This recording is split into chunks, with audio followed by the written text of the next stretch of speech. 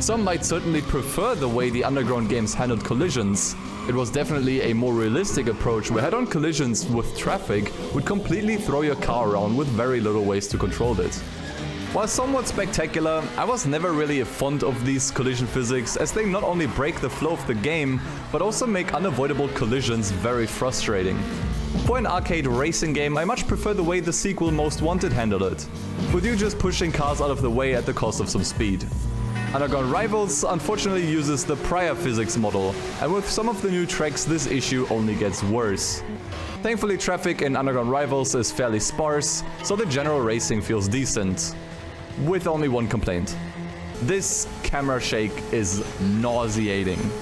I'm not going to deny that playing on a big screen makes this camera shake worse than it may have been on a smaller original PSP screen, but on some occasions it is genuinely hard to see what's ahead of you because of this violent shaking. This is most obvious in the so-called nitrous run events, where you basically get an infinite supply of nitrous as long as you pass through enough gates. While using the nitrous non-stop at very high speeds, it becomes almost impossible to clearly see what's ahead of you. Which brings us to the event types. There are actually quite a few of them.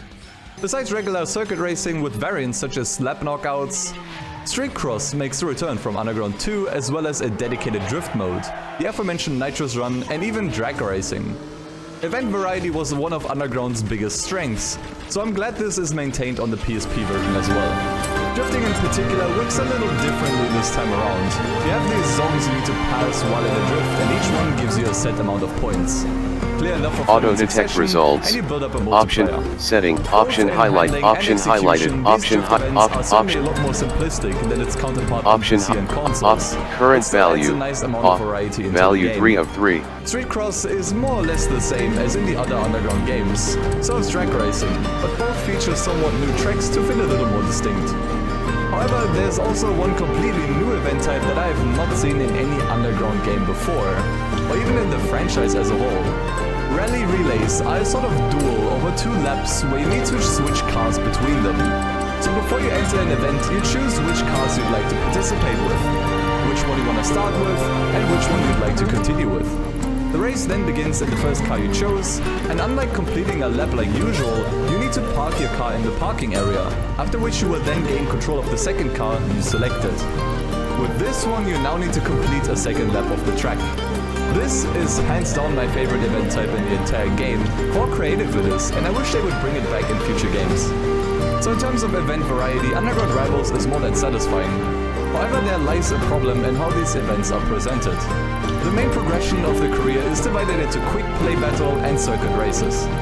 Each of these have their own completion status, and while independent of each other, you still need to participate in both if you want to unlock new cars and upgrades. It's nothing particularly exciting, essentially you are just seeing numbers go up, but it's fine. The main issue lies with each event having achievable medals. Unlike most would probably assume, those are not awarded for your performance, but for how often you have completed each event. First completion gets you bronze, second one silver, and the third one a gold trophy. Each medal gives you less money and more driver points, which I have not been able to find any purpose for, but you do reach certain unlocks by completing certain events more than once. Initially, I tried ignoring this system as I wasn't really interested in redoing events, especially when some of them are tournaments that take around 15 minutes. But eventually you do get outperformed by opponents in some of the new events, after which you are forced to replay previous events if you want to keep up.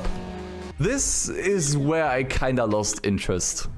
This kind of repetition just makes the game artificially longer, which the game can't really afford since the track selection is very small with just 8 unique circuit tracks. The game is essentially demanding you to be completed 3 times over, which just seems unnecessary and grindy for the sake of being grindy. But at the very least, you do get fed rewards and unlocks fairly frequently, most of which being new customization options you can apply to your cars. The customization is pretty decent and about what you would expect for an Underground game. Not as deep as Underground 2, but still good enough to make for a fun distraction from the regular racing. An interesting point to highlight is how upgrades and customization relate to the economy of the game. Any visual upgrades are completely free, so you can experiment around with the looks of your car as you please. Therefore, upgrades are more expensive in total, so you will need to buy them one at a time as you can afford them. On the bright side, these upgrades only need to be bought once. So once you buy a new car, the upgrades you have already bought get applied automatically to your new car. Pretty neat. All in all, despite its shortcomings, this is a surprisingly good showing considering it is one of the very first racing games ever developed for the PSP. Although many elements were copied from Underground 1 and 2, it still feels original enough and is definitely worth checking out if you are itching for more nighttime street racing. To bring back the rating system from the Nintendo DS video, I think Need for Speed Rivals sits at a comfortable 7 out of 10. A decent start to this whole list if you ask me. Yeah, what can I say? First one was just a really good one. Yeah, you're right. I was hoping it was gonna be kinda bad though. In all fairness, the Underground counterpart on the DS was also pretty decent. So, probably pretty unexpected. Yeah, you're right. Let's just check out the next game. I hope you all settled in by now, because we still have a lot of games to go. Number 2 on the list is Street Supremacy, a sort of spin-off title of the Tokyo Extreme Racer series. These games revolve almost entirely around highway racing in various Japanese locales. Street Supremacy is a handheld adaptation of that concept, and as such carries many of the strengths and flaws of the series. Press X button for accessibility. You start the game by picking one of the few starter options available to begin marking your name into becoming a legend on the Wangan. And this is where Street Supremacy shows a very unique element that isn't really present in the other Tokyo Extreme Racer games. In most of them, you would usually simply drop into a pseudo-open world in order to find and engage other drivers.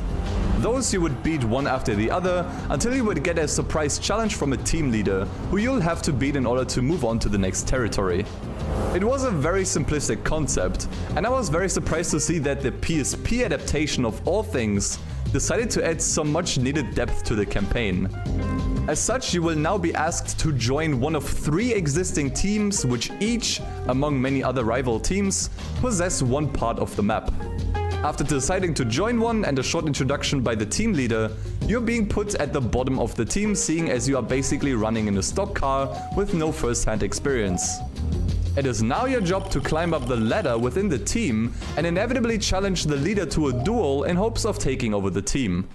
You start by challenging drivers of other teams to races to earn some cash, which you can then invest in upgrades into your car. The upgrading and customization system is once again very well done, as is usually the case with these Tokyo Extreme Racer games. I did appreciate the economy not being as bad as in the other games though. I never had to grind out races for hours just to be able to buy a small handful of upgrades. In general, this is easily the least grindy game of the entire series, which might be unfortunate for those who enjoyed the grind, but since these games were always lacking in variety, I very much appreciated it.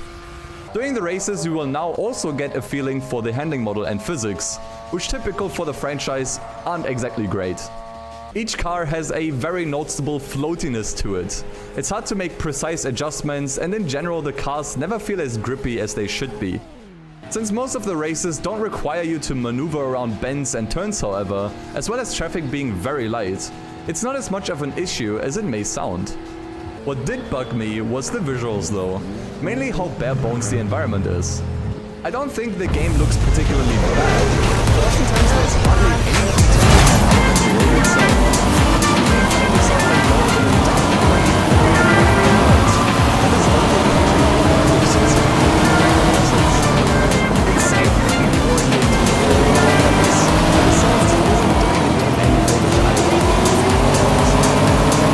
It sounds like it's actually sort of nice. I don't think I'm exaggerating when I say that these are some of the most atrocious concepts I have ever heard. And I don't think they're trying to listen to this. So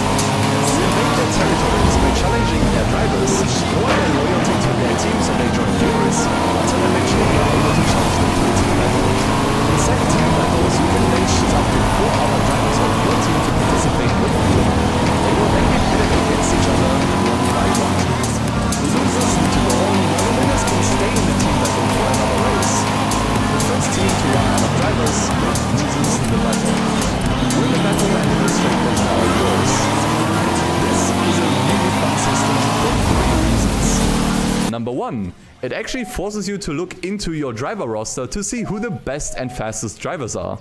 Number 2, since you are progressing one district at a time, you'll keep seeing new areas and roads all the time. And number 3, it gives you a very nice sense of progression, seeing how you were gradually able to conquer all of Tokyo. It gives the entire game a very refreshing layer of depth that, despite the lack of variety, keeps the game fresh throughout its fairly short 5 to 6 hour runtime. Throughout the game you will keep running into all kinds of opponents, some of them being special ones with special cars you wouldn't be able to buy in the dealership. Speaking of which, the car list is disappointingly small even for a game of this caliber, and all of them are Japanese. Sure, for a game like this you'd expect mostly Japanese cars, but even the other games in the series had a few European brands to spice things up. But therefore each car really feels like its own entity that you own and have built up yourself, even coming with pretty authentic tire wear and a mileage counter. All in all, I am surprised I enjoyed this game as much as I had, considering it's far from eye candy and doesn't particularly have great driving physics. It's definitely a nice addition to any PSP library, if only for the fact that there aren't many racing games like this out there. Street Supremacy managed to blend together a very interesting mix of Japanese car culture and management systems, which makes it possible to overlook its more shallow aspects. And for that, I think another 7 out of 10 is more than fair. Why not continue with another Japanese racing game? Next up in line is Ridge Racer 2 on the PSP, which marks my very first experience with a Ridge Racer game. I have played Unbounded for a total of 82 minutes all the way back in 2014, but I think most would agree that this would hardly count at all.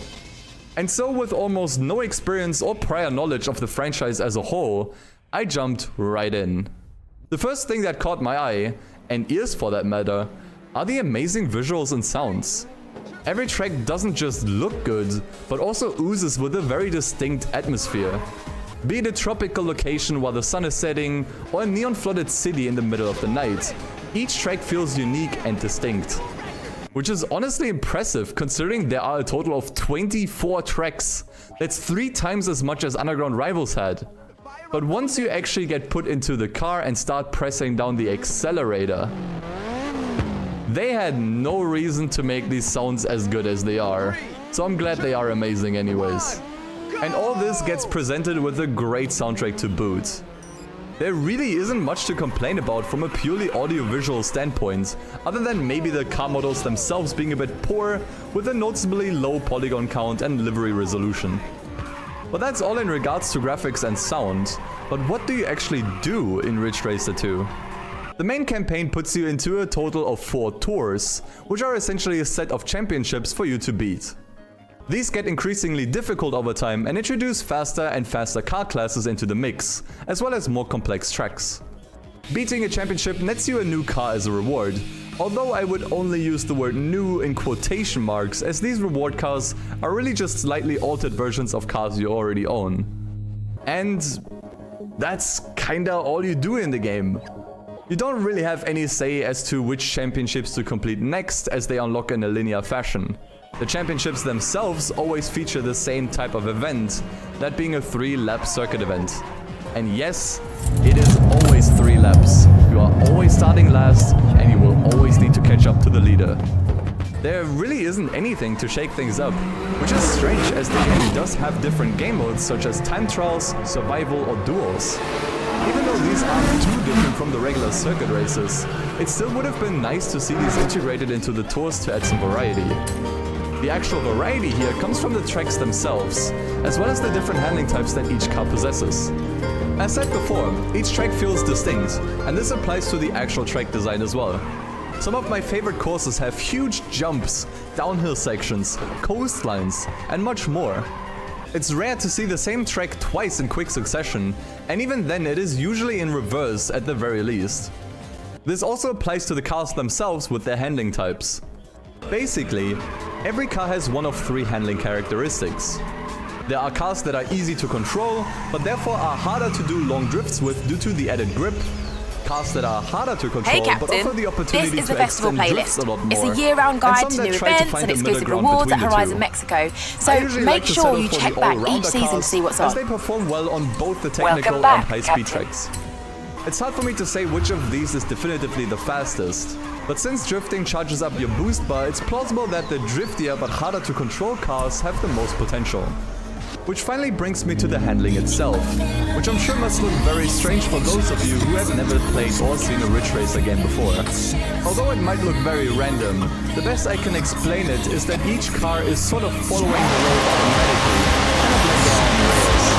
It is up to you to drift through the corners by either tapping the brake or the gas, without losing too much speed or losing control. You learn the drifts and you will fill up your nitrous bar, which you can use on straights or sections. It took me some time to get used to, maybe because it's unlike anything I have ever played, but after a few laps I figured out how to get around the technical workings. The key was to simply trust the game and run along the track and simply make the most use of it.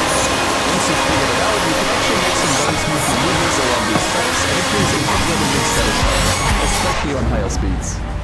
Simply for the fact that it's unlike anything else out there, I'd recommend anyone interested to try out a Ridge Racer game themselves.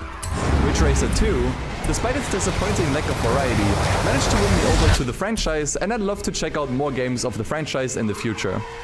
This game in particular was designed as a sort of best of album of the games that came before it, featuring many of my favorite tracks and songs of previous games. So in my eyes, this is a great starting point for anyone who wants to try out the Ridge Racer series, and a pretty easy 8 out of 10 for me.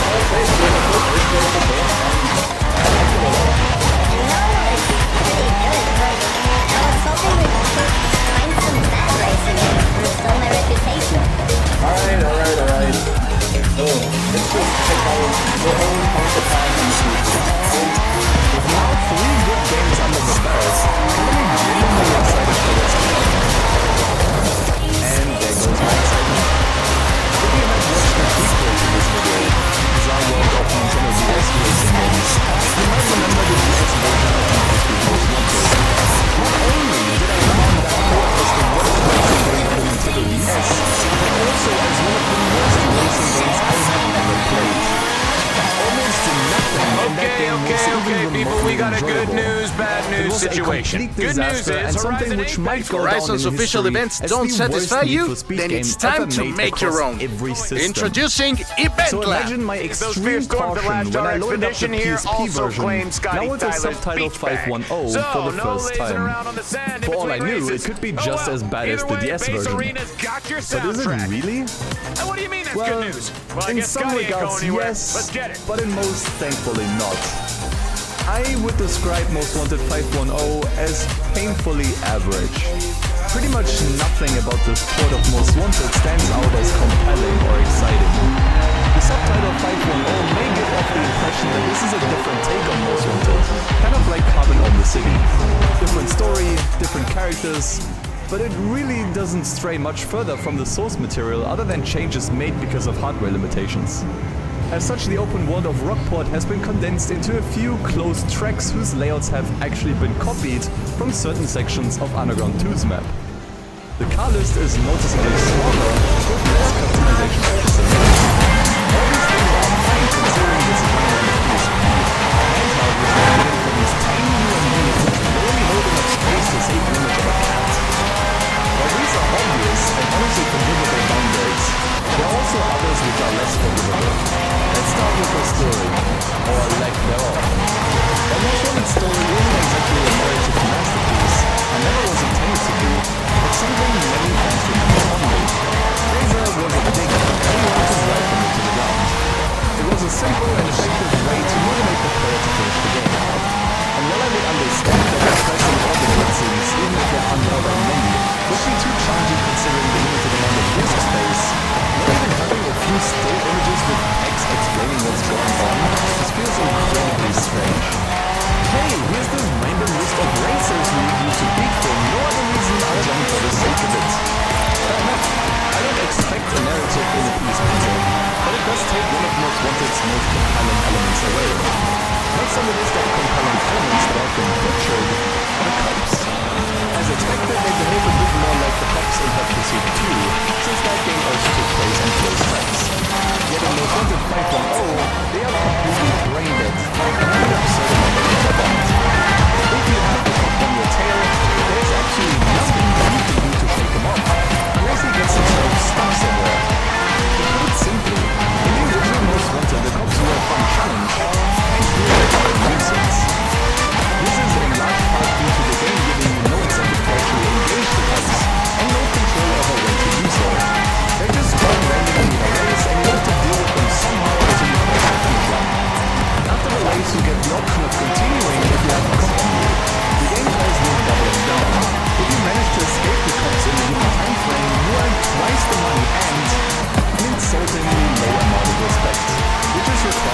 drivers in the game.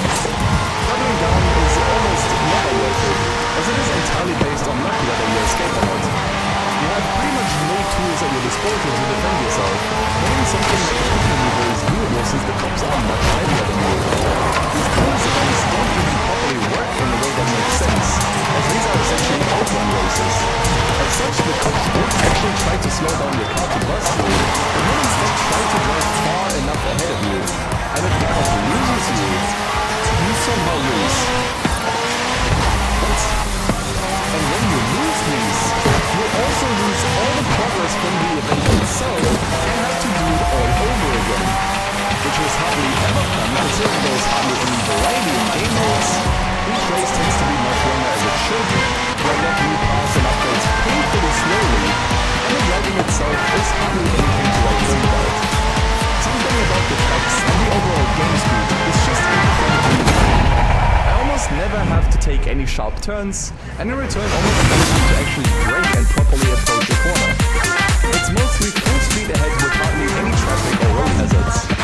The racing aspect of 510 is utterly mind-numbing, and probably the reason why I dropped the game after only a couple of hours. It's the place to meet up with friends, only solace sit for back Most and, Wanted well, 510 tour across is a Mexico. bonus mode You should where check it out play when you as a have the cop time. and need to arrest other racers by ramming them. This mode was actually a refreshing break from the monotony of the career, even if not inherently challenging. And honestly, that's all there is to say about Most Wanted 510. It really is painfully average, as mentioned in the beginning, in some aspects even under-delivering, such as with the cops. And in some weird way, that might even be worse than a game that's laughably terrible, because that one can at least be enjoyed ironically. Most Wanted 510 can't be I'm enjoyed Anna, at all, your no matter how you automated approach it. natural navigation However, assistant. since there isn't I can much help you inherently explore broken with Mexico the game and and might be find enjoyable fun for the things first to do. hour or so, I'll still give I've been this game a 3 upgraded out with of the new 10. Forza Link module. Certainly heaps better than the DS version, but still never something I would recommend, even to die-hard fans of the original. If you want to play Most Wanted on the go, you're probably much better off emulating the GameCube version on your phone. What a shame. See? The PSP version's bad. It must be worse than me, right? Like, it was just lame. It wasn't terrible, it was just not good. Forza Link tracks Yeah, the I status guess you're of you right. and the people you I meet guess online, the PSP version and is suggests better ways than I for you am. to link up and play together. There's still To Horizon Base Arena, an official There goes the station first subpar game of the video. of the Horizon At Festival. some point, but Every maybe the time you follow-up see game this can light prove up, to be an improvement. it's suggesting a new way for It's you to a- link up with other drivers. Released in the same year as Most Wanted, Many Rush was always attempting to capitalize on this 200 yards, turn right. features from West Coast Customs, a story, and admittedly very interesting car list, and a pretty accurate depiction of LA. Everything was looking good for LA Rush to be Turn right. Unfortunately, that's not how things turned out. LA Rush 200 yards, turn right. franchise didn't even work. Turn right. But who knows? Maybe LA Rush could turn out to be a hidden gem, in particular with the PSP version. And to my initial surprise, LA Rush on the PSP is actually an almost beat-for-beat port of the original game on PC and home consoles. The map, the cars, the handling, even a shockingly good damage model and physics makes one of the PSP somehow. The more common difference lies in how the map is now divided into their own areas you need to fast travel to, but the areas themselves are almost identical to the main version. LA Rush even features a surprisingly high amount of traffic, probably the highest traffic density you will ever see in a PSP racing game. So, what's not to like about this game, which seems to be right, on hardware and space that is running on? Quite a few things. Most of these boil down to ingenious issues with the game that are also present in the PSP version. The handling is strange, to say the least. Controlling the cars is often more challenging than it needs to be for a game of this caliber.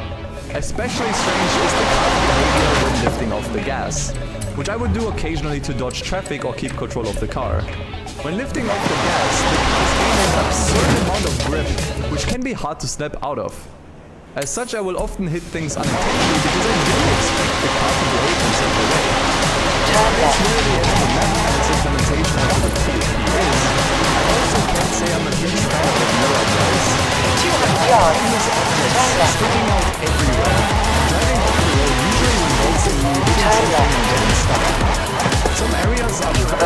easy to navigate, especially the fourth part of the game is an absolute nightmare. And finally, this is probably the most obvious thing.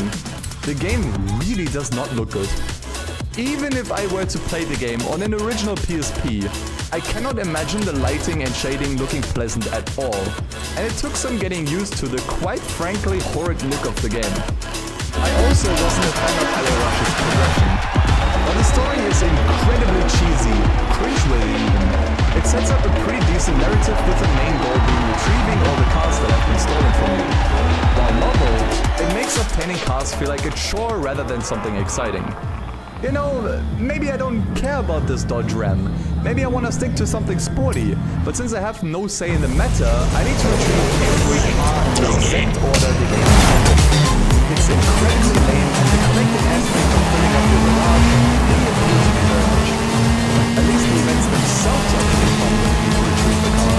But this is mostly because of the absurdly ruthless AI and the kind of pursuers after you. It was quite amusing to see all these cars crashing into everything, flying all over the place, all in a desperate attempt to stop me. But all that unfortunately can't pass off practical controls in general. The aforementioned feature with West Coast Customs is a good example. It was an obvious way to advertise the game, but the unfortunate downside is that customization is pretty much non-existent. You can drive one of your cars into a tuning shop and you will get a pre-built car handed back to you. You have no say in which parts should be applied, or even which color the car should have. It's incredibly lame, especially when oftentimes the pre-built just gets a different set of rims, exhaust, and color applied. I think a good way to explain LA Rush would be wide as the ocean, deep as a puddle. Although at first it may seem like a typical Marvel with its very intricate map, car list, and insane damage model, seriously this damage system is so much better than it has any ought to be. Can't mask how shallow the rest of the game feels. Although you earn currency, it's basically useless. There's a whole lot of event varieties, no customization, not even performance upgrades. It's an incredibly flat experience that really doesn't offer much you can get in other, much superior race games. In the end, I think LA Rush is worth checking out for those who are curious. It can certainly provide some enjoyment, even if unintentional, which is definitely more than I can say about Most Wanted 5.0. As such, I will give LA Rush a perfectly average score of 5 out of 10. Alright, so it's about that's it for 4 or 5 games. I don't know, Dustin. So far, these games all seem pretty decent. Yeah, I know. But you gotta remember, like, listen to these people. All you had to do was go to them. You're really giving me a lot of hope here. I was hoping for some worse games. That would be promised. Alright. Let's just check out the next 5 games. And so we continue with the 6th game of the video, that being Asphalt Urban GT2. For brevity's sake, I will continue to simply call the game Asphalt 2 from here on out. Asphalt 2 marks the first game which renders in direct parallel to its counterpart for the Nintendo DS, which I have reviewed in my previous video.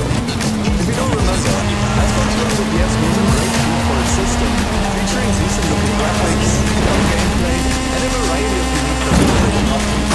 Now going into the PSP version, which interestingly enough actually released around half a year after the DS version, I somewhat expected a straightforward upgrade in every aspect, and that's also what I got. For the most part.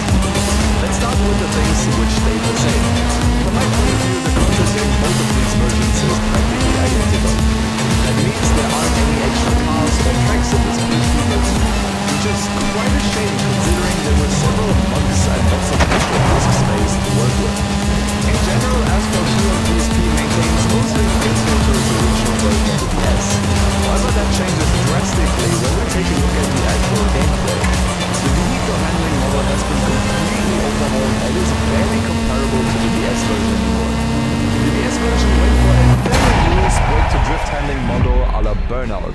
While it certainly had its leading options, it was controllable enough to warrant a thrilling, albeit a little generic and repetitive experience, as most cars handled pretty much the same. This concept gets flipped on its head over on the PSP. As for 2 on the PSP, actually goes for a more believable, dare I say, syncade approach. There are now distinct differences in drivetrain types. Front-wheel drivers will understeer, throttle control that counter-steering was really out in the rear-wheel drive. Hey, Captain. The simplistic That's brake to it. drift handling It's has been time swapped out for a much for an more adventure. intricate grip handling Here's a- model, akin to black box.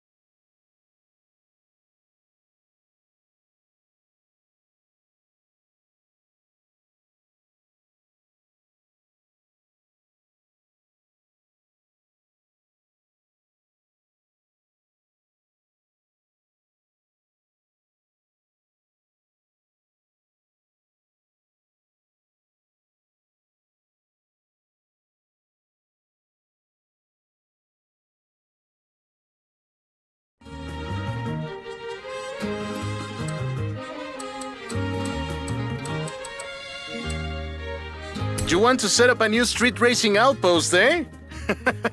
Let's say I know a guy in Guanajuato.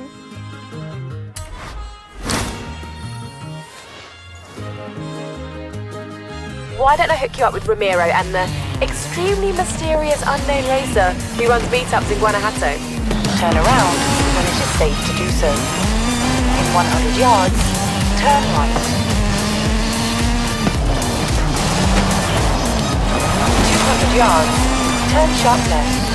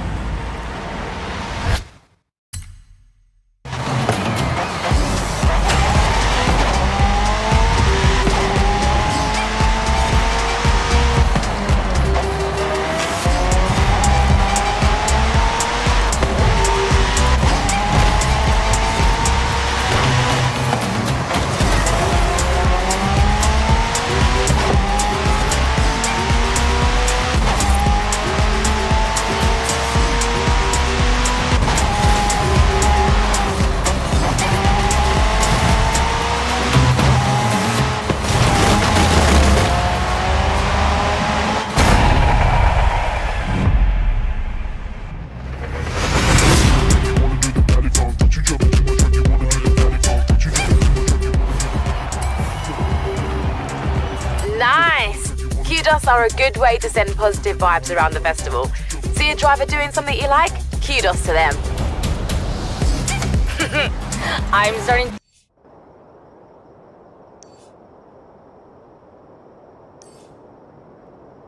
Hey, amigo. Remember that thing I said I needed help with? This is it. You in? Of course. What do you need? Excellent. Come meet me near Muleheng. You get the feeling that if I call you after every road race win, you will get tired of me very fast. Life is a race. Horizon Base Arena.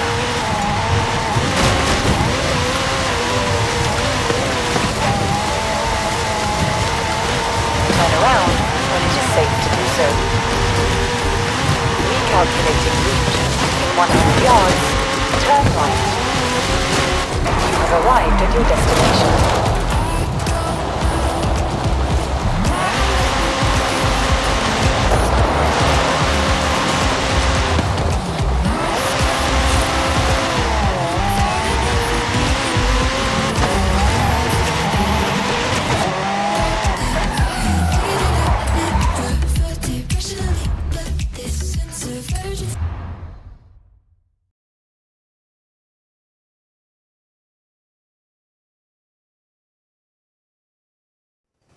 Hi, Rami. What's the plan? Okay. Hear me out. Beautiful Mexican supercar. Beautiful Mexican roads. Promoting the Horizon Festival. Do we need promoting? The festival seems to be doing okay. All right. I'll find someone else. That's not what I said. Of course I'll help you. I knew I could rely on you. Let's go!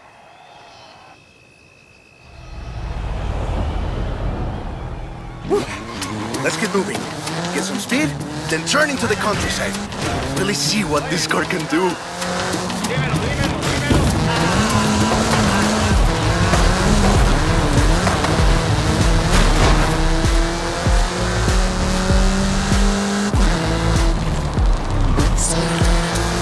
400 yards, turn right. Yeah! Great speed! But let's see how you handle some corners. You want to tell me about the car, don't you? I thought you'd never ask! So VUL is an abbreviation. It stands for Vehicles of Ultra Lightweight and High Performance. It was started by two brothers, Guillermo and Iker Echeverria. Less sightseeing, more going fast. The VUL 05 is a track-focused supercar, designed and produced in Mexico, but tested and optimized in the UK. I even think I saw one at the festival when I was over there. We're driving the pre-production version of the VUL 05RR, the even more track-focused version. Somehow, the designers reduced the weight by 65 kilos and increased the power to nearly 400 bhp. Then they lowered the engine by 50 millimeters to drop the center of gravity and improve cornering. Impressive. They're pretty serious about the ultra-light part. The 05RR even has an option for titanium bolts, saving another 4.5 kilos. What's the RR stand for? Road and racing. The car was designed for an enhanced track experience, but remains road legal. In 400 yards, you will arrive at your destination.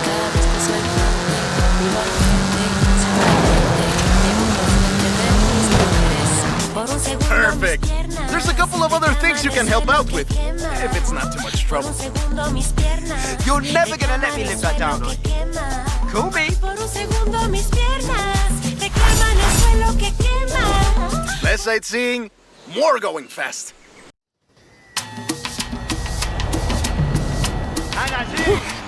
Let's get moving. Get some speed, then turn into the countryside. Really see what this car can do.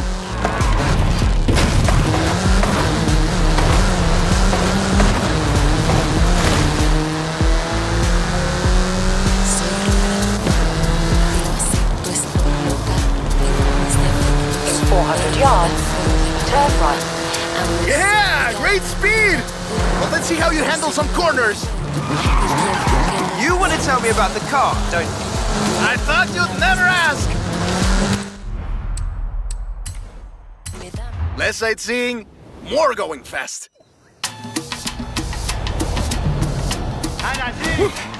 Let's get moving. Get some speed, then turn into the countryside. Really see what this car can do.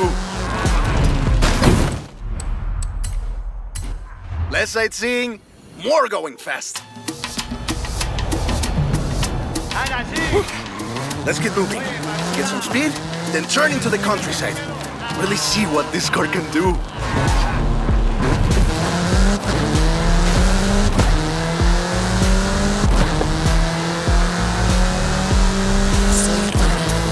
Yeah, great speed! Well, let's see how you handle some corners. In 400 yards, turn right. You want to tell me about the car, don't you? I thought you'd never ask! So VUL is an abbreviation. It stands for Vehicles of Ultra Lightweight and High Performance. It was started by two brothers, Guillermo and Iker Echeverria. The VUL 05 is a track-focused supercar, designed and produced in Mexico, but tested and optimized in the UK. I even think I saw one at the festival when I was over there. We're driving the pre-production version of the VUL 05 RR, the even more track-focused version. Somehow, the designers reduced the weight by 65 kilos and increased the power to nearly 400 bhp. Then they lowered the engine by 50 millimeters to drop the center of gravity and improve cornering. Impressive! They're pretty serious about the ultra-light part. The 05RR even has an option for titanium bolts, saving another 4.5 kilos. What's the RR stand for? Road and racing. The car was designed for an enhanced track experience, but remains road legal. In 400 yards, you will arrive at your destination.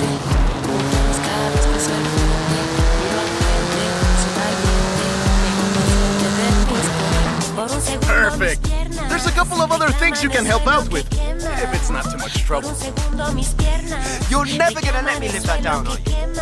Call me.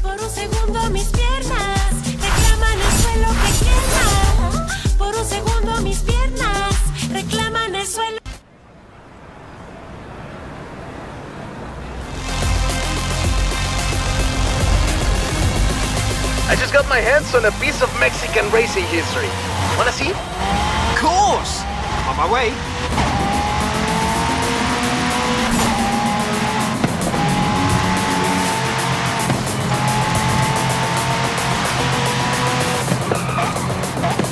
400 yards, turn right.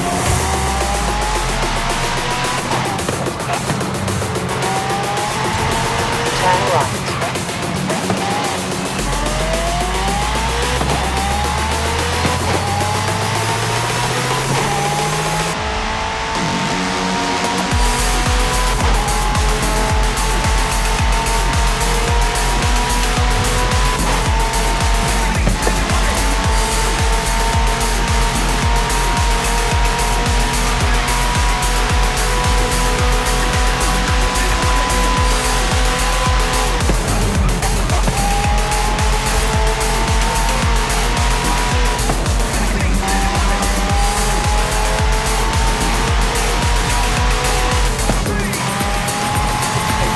Yards. Turn left. Turn left.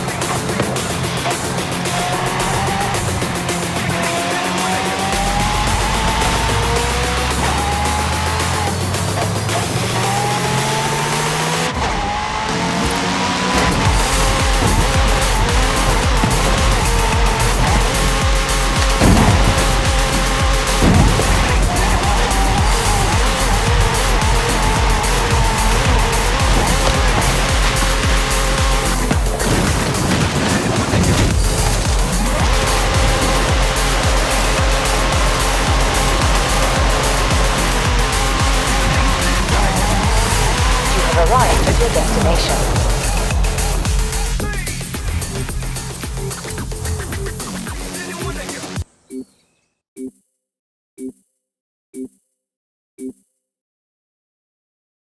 Let me guess.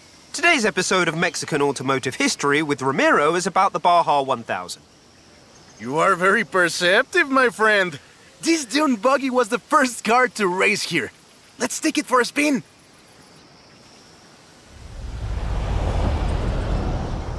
The Baja 1000 is probably the most prestigious race held in Mexico. Do you know how it all started? I assume the Myers Manx has something to do with it. Correct again. The Baja 1000 started as a very elaborate marketing campaign for the car you're driving. But let me start from the beginning. On the 22nd of March, 1962, Dave Eakins and Billy Robertson did the first real Baja run. They went from Tijuana to La Paz in 39 hours, 56 minutes on new Honda CL72 Scrambler motorcycles. So they probably were a bit sore afterwards. They got a lot of media coverage though. A year later, Myers started to work on a prototype buggy he called Old Red in his garage in Newport Beach. It was based on the VW Beetle, and it paved the way for what we know as buggies. Cars that are built for off-roading using the Beetle as a donor chassis. But I guess they wanted even more publicity because in April 1967, Myers decided to make an attempt at breaking Eakins' record. And it worked! Myers did it in 34 hours and 45 minutes, beating Eakins for more than 5 hours. The rivalry was known as Bug Eats Bike in Baja. Sounds like something you did back in the UK, doesn't it?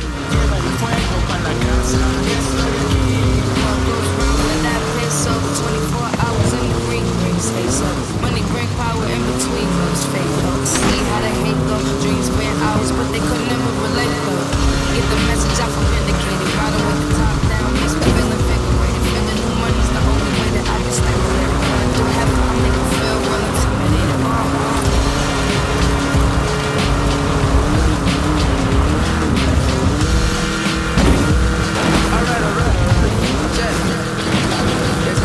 Turn around when it is safe to do so.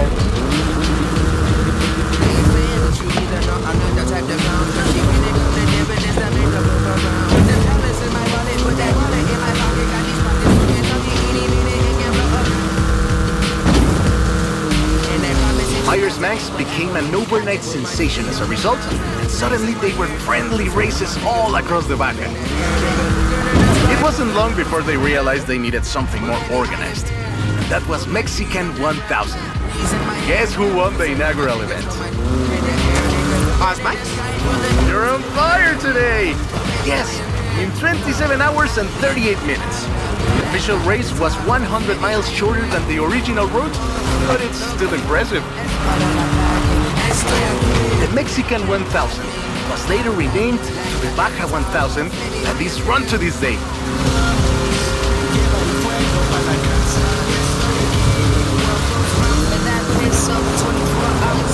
200 yards. Turn left. Turn left.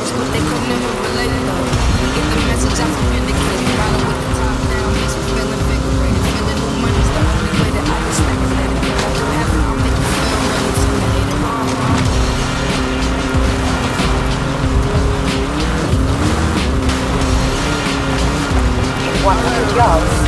Turn left.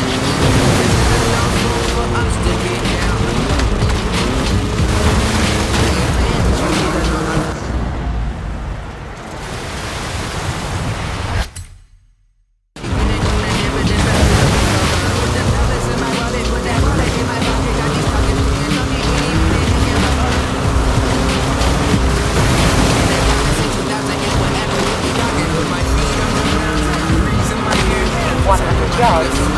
Turn left.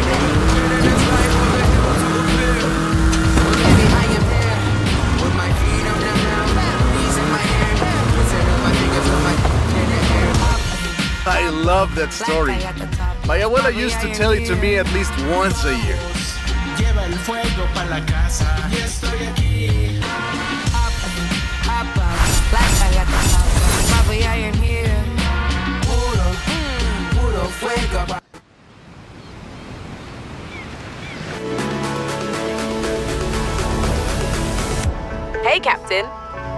you're busy, but I have festival facilities way over capacity. So if you wanted to push for that next big expansion, that would be very helpful. I've got bugs everywhere. Come help! Okay. I'll be right there.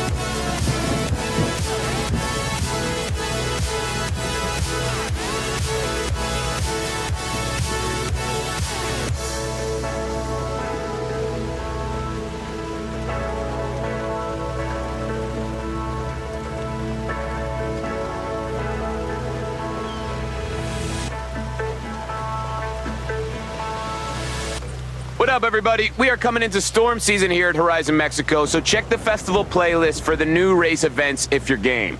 Base Arena will try to have all your weather warnings. Pretty sure there's a proper system for naming these things, but I don't know it. So, first storm will be Cyclone Scotty. Second one will be the Tempest Tyler, and then, then we hope there's only 2 storms, and that's it, I guess. Here's the track.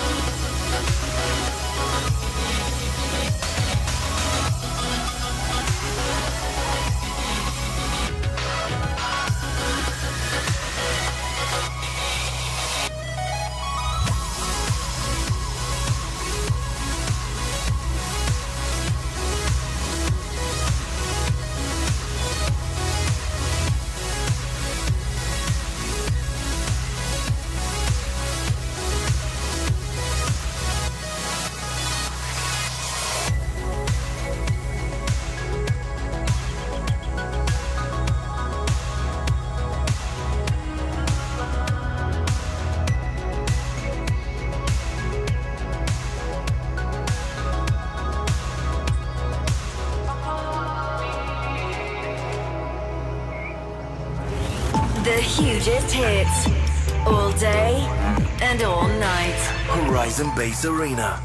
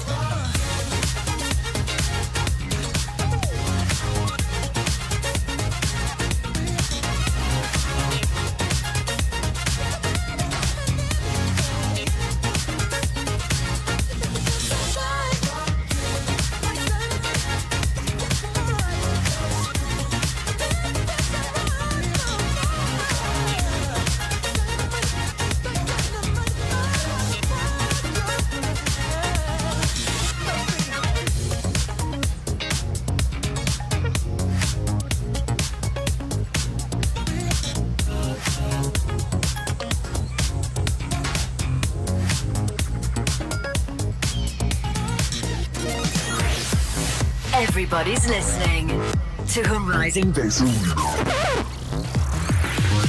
Are you?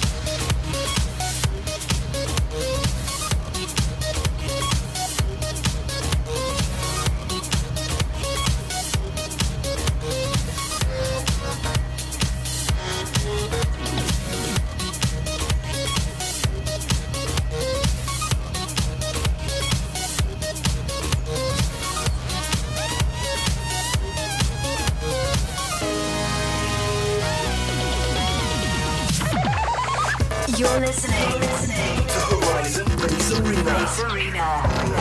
The place for bass.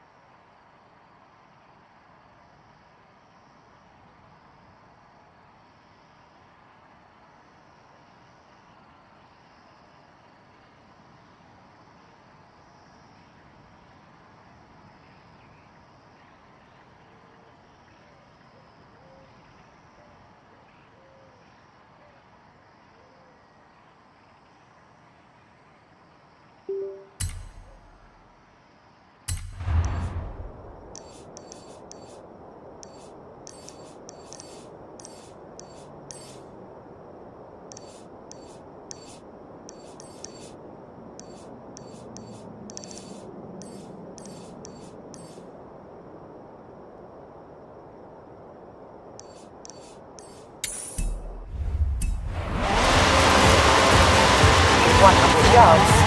Turn left.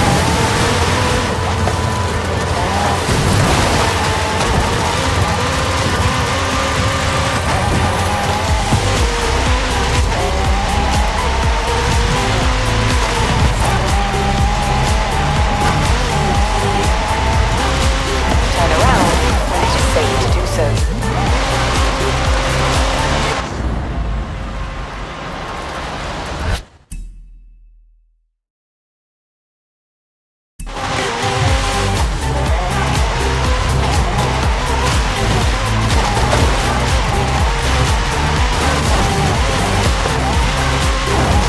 Arrived at your destination.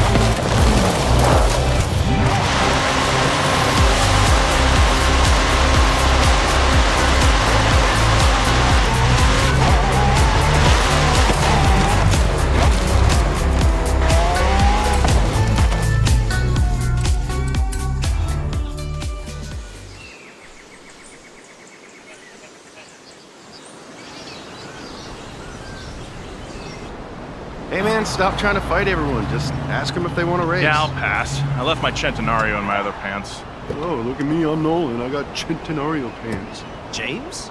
Nolan? I thought it was you two. Welcome to Mexico. Hey, nice to meet you. Yeah, great to meet you in the flesh. Wow. I've seen you jump cars out of planes, and that thing in the sky. How did you even stay up there? Calm down, fanboy. You know Horizon. Haley didn't tell me you were coming down. Yeah, we heard the festival was here, so we brought the whole crew down for the weekend. J Crew.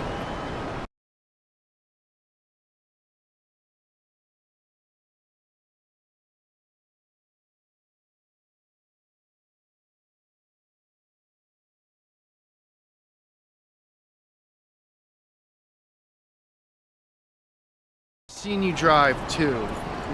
You know what? I think I'm just gonna go with you. Fanboy.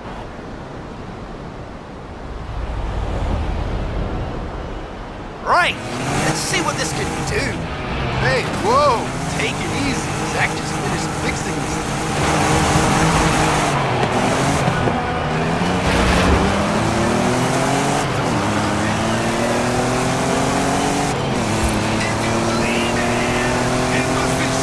Guys, I don't mean to alarm anyone, but we've got a dust storm blowing up along your route. Perfect!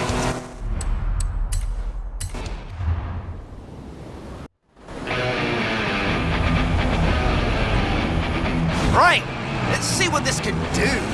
Hey, whoa! Take it easy. Zach just finished fixing this.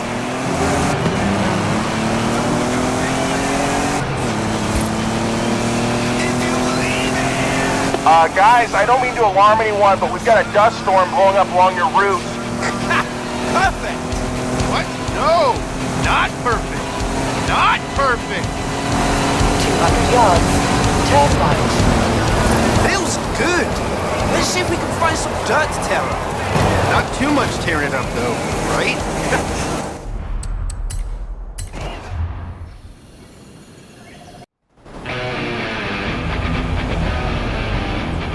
Right, let's see what this can do.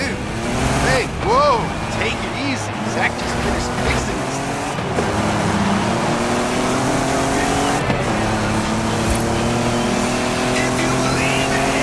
Guys, I don't mean to alarm anyone, but we've got a dust storm blowing up along your route. Perfect! What? No! Not perfect! Not perfect! 200 yards. Turn right. Feels good. Let's see if we can find some dirt to tear up. Not too much tearing it up, though, right?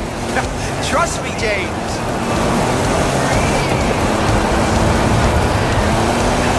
Well, you're literally inside a sandstorm now, so have fun, I guess. No, Nolan, it's fine. I wanted a new paint job anyway.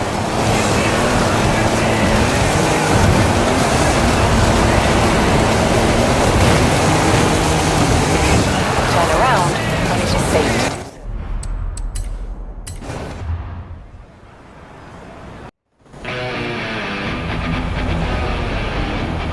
Right, let's see what this can do. Hey, whoa! Take it easy. Zach just finished fixing this.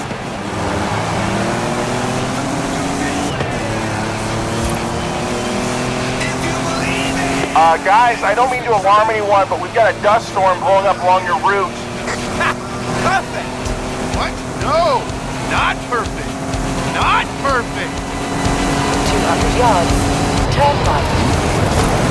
Feels good. Let's see if we can find some dirt to tear up. Not too much tearing it up, though, right? Trust me, James. Well, you're literally inside a sandstorm now, so have fun, I guess. No, Nolan, it's fine. I wanted a new paint job anyway.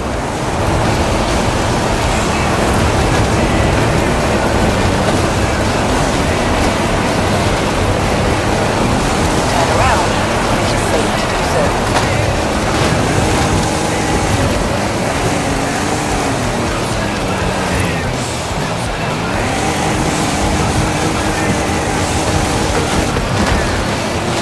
Yards.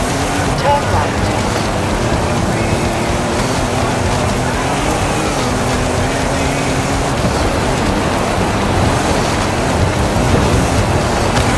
Turn around when it is safe to do so.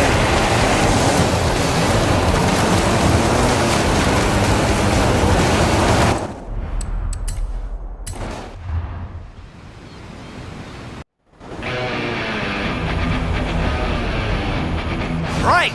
Let's see what this can do. Hey, what?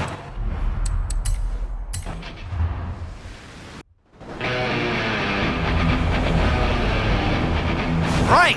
Let's see what this can do. Hey, whoa! Take it easy. Zach just finished fixing this thing.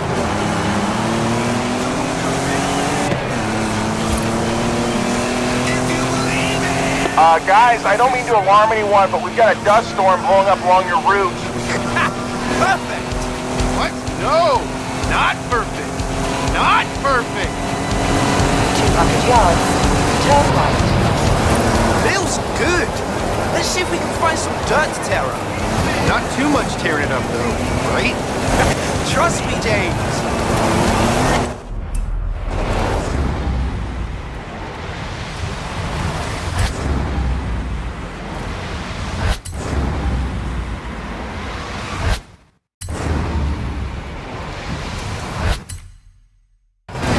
Yards.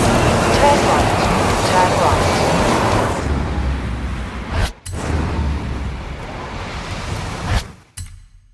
200 yards. Turn right. Turn right.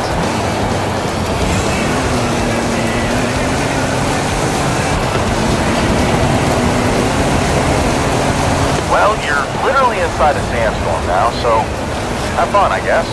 No, Nolan, it's fine. I wanted a new paint job anyway.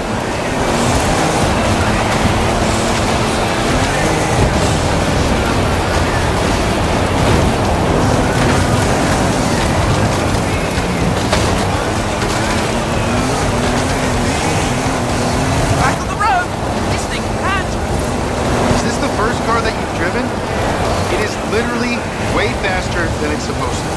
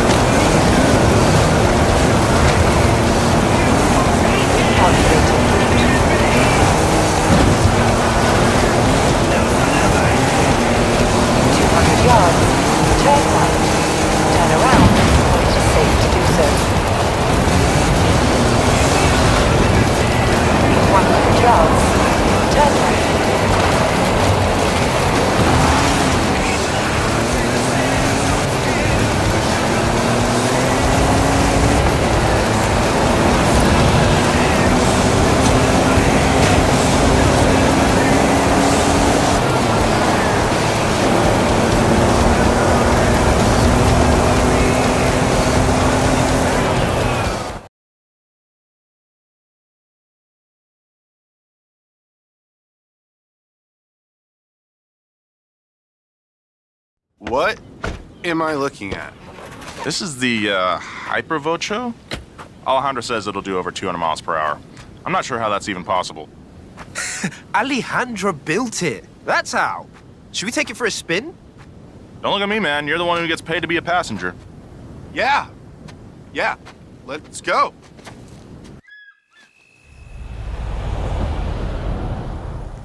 Right, keep your speed up, I'll call the route. Road's technical ahead, then opens up, I'll call where you can for it. Okay, right is easier, but both ways work. You decide.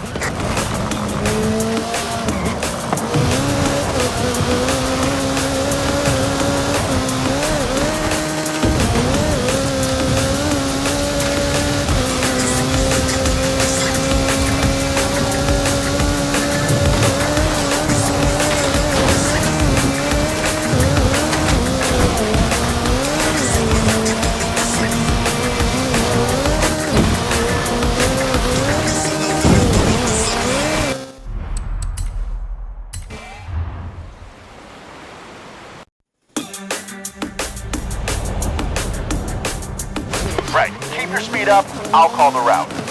Road's technical ahead, then opens up, I'll call where you can for it. Okay, right is easier, but both ways work. You decide.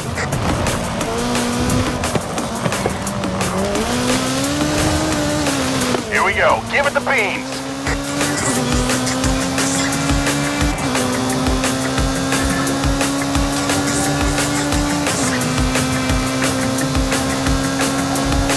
Done this before, right, Nolan?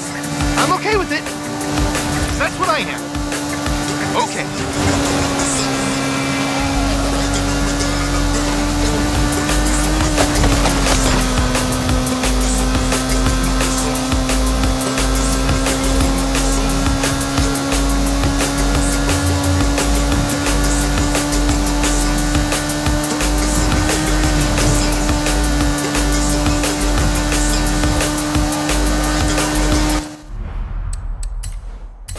You've done this before, right, Nolan?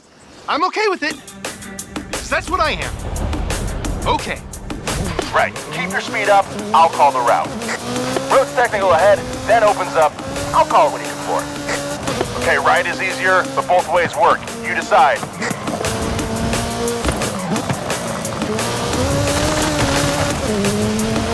Here we go, give it the beans.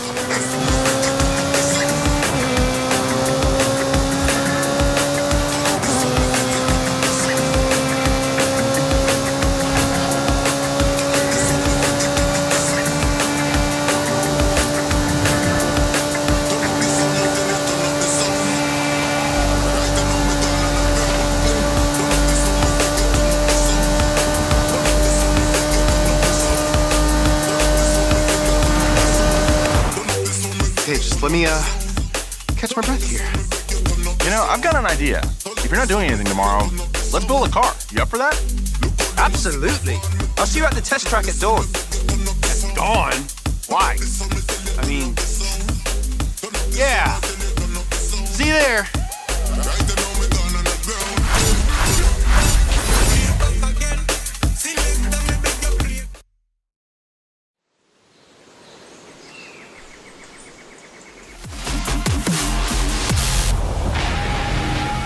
Hey, we're at the test track. Got my coffee.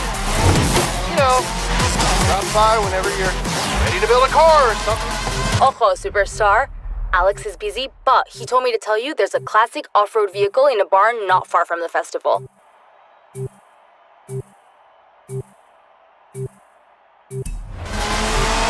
your own time. No worries. I'll be right over.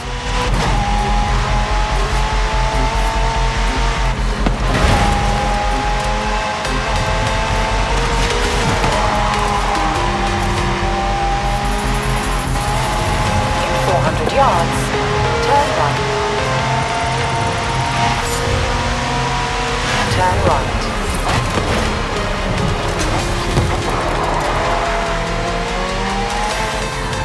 You have arrived at your destination. Right. First step is we gotta choose a donor car. What do we got, Nolan? Got a couple of options. Which do we want to work on?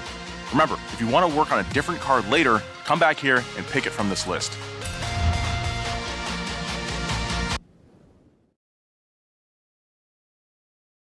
Mustang SVT Cobra.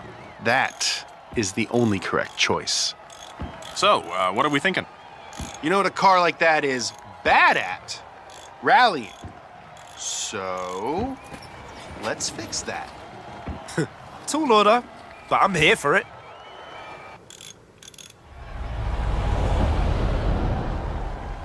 Just hit the button to bring up the upgrade menu at any time.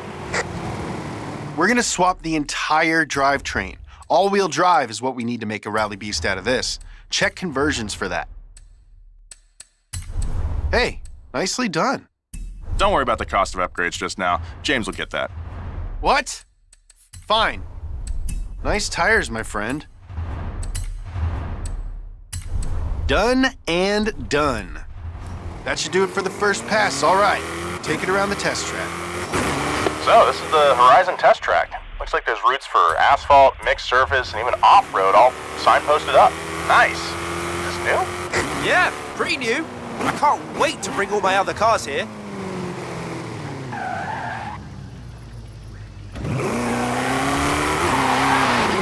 When you're ready, bring up the upgrade menu.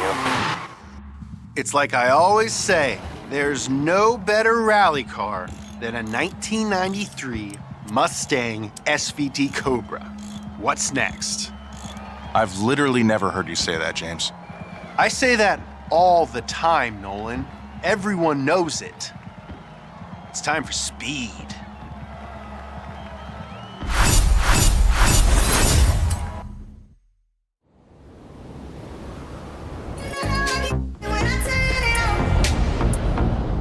Hey, I've just finished setting up. Head on over when you can. Turn around when it is safe to do so.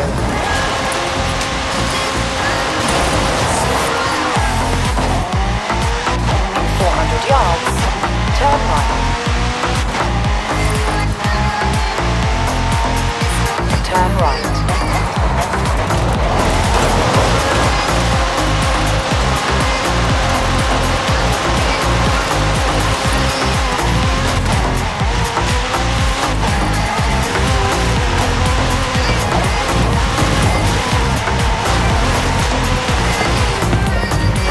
Arrived at your destination.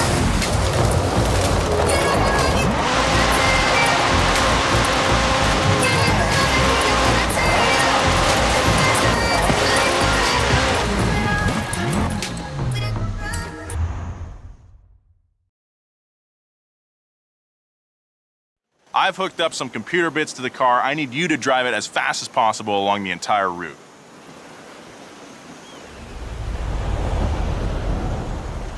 So, shall we put this horsey boy to the test? Let's do this!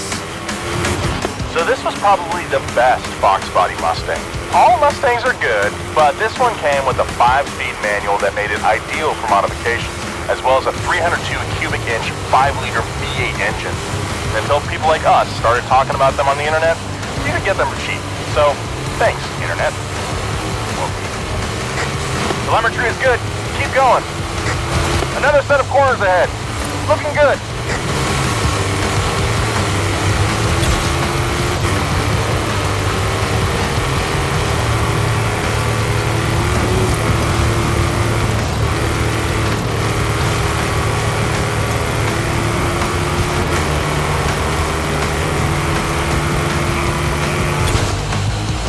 That's it. Nice.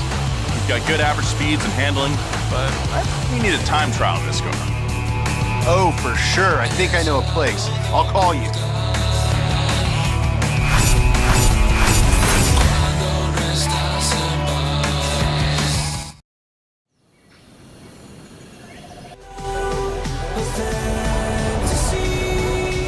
Yo, this is the place. Down here so we can time trial this car.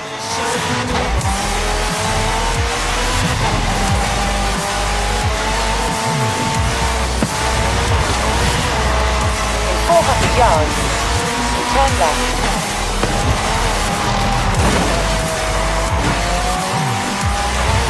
Turn left. Arrive at your destination.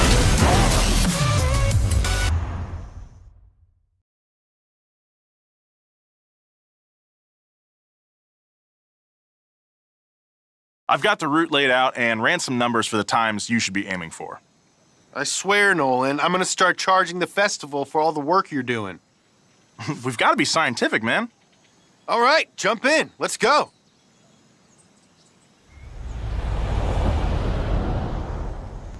Go! Keep it on the road! I put down some stuff to mark the turnoff. Is he always this excited? You have no idea. He loves rolls.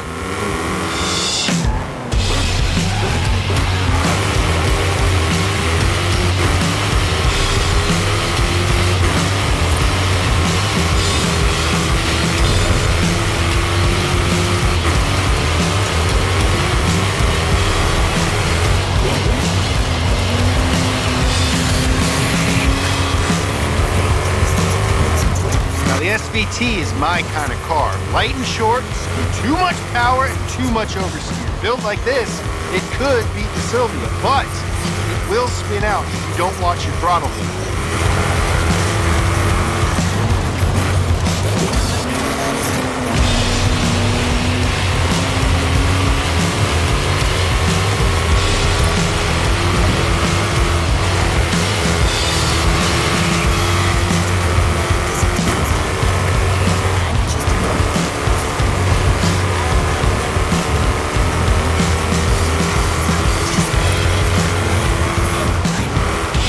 There we go. You know, I think we built a pretty good car.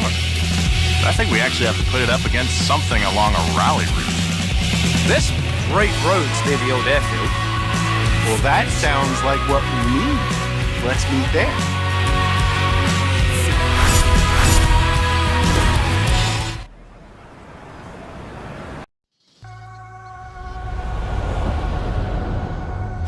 Go! Keep it on the road! I put down some stuff to mark the turnoff. Is he always this excited? You have no idea. He loves rolls.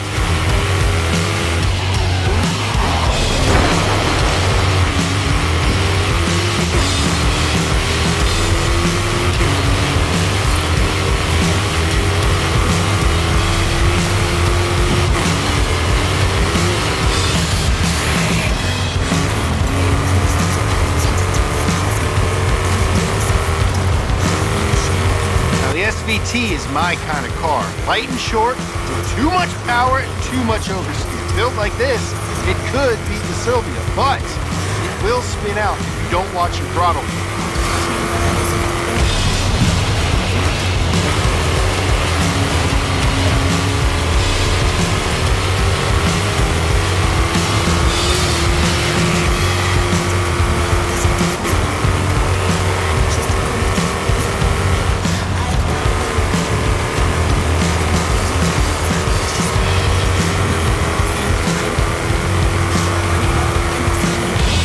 There we go. You know, I think we built a pretty good car. I think we actually have to put it up against something along a rally route. There's great roads near the old airfield. Well, that sounds like what we need. Let's meet there.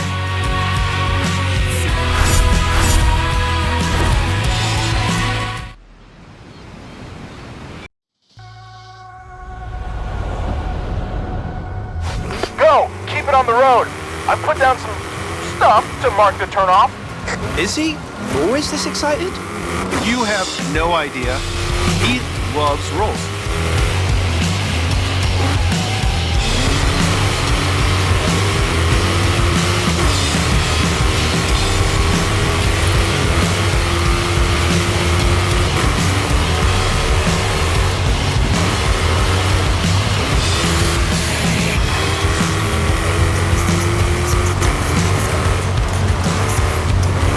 The SVT is my kind of car. Light and short, too much power and too much oversteer. Built like this, it could beat the Sylvia, but it will spin out if you don't watch your throttle.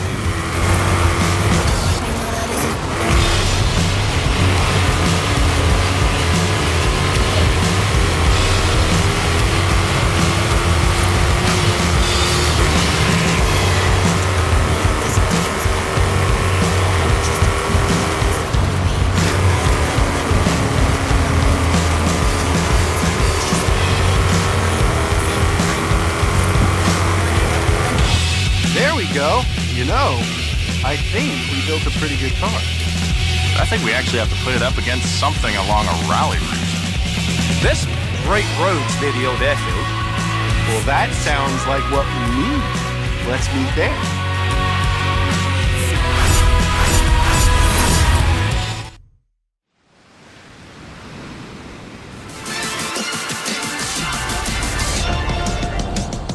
Hey, I think we found the place. Looks like it's gonna rain though, so don't leave us hanging here. You know, for a famously fast person, you certainly are late a lot. I'll be there shortly. Head into one of the old hangars if it starts to chuck down.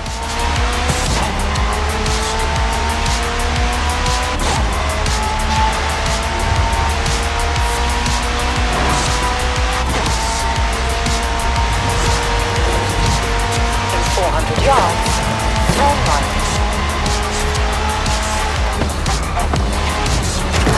Turn right.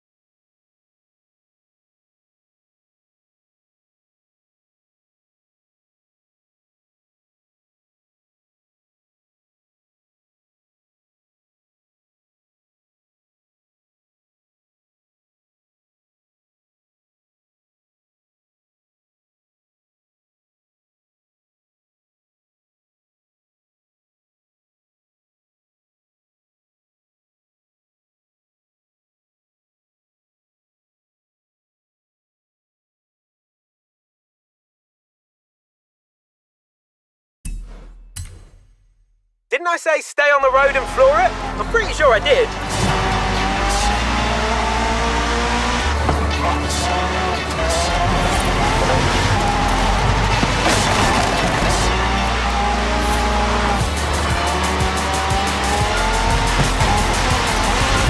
In 400 yards,